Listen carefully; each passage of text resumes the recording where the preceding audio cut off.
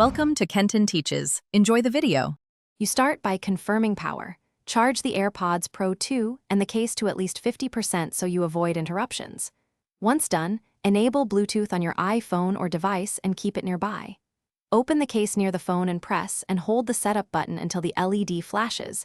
This triggers pairing mode. You do this because touch controls need proper firmware handshakes. Pairing now ensures gestures register. After the pairing prompt appears, follow on screen prompts to complete the initial connection quickly. Now you configure the touch behavior so controls feel natural. Open Settings, tap Bluetooth, then the info icon next to your AirPods Pro 2 to reach gesture options.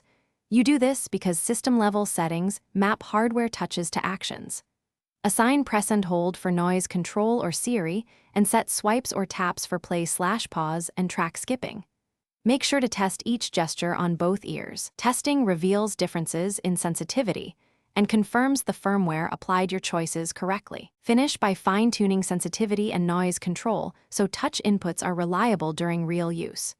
Go to Accessibility or the AirPods settings to reduce accidental triggers or increase responsiveness. This helps for different ear fits. If gestures fail, reset the AirPods by holding the setup button for about 15 seconds, then repair. This clears stuck states. Finally, update firmware when available and retest controls. Updates often fix touch detection bugs and improve latency, so your gestures behave predictably. Thanks for watching. Please subscribe if this video was helpful.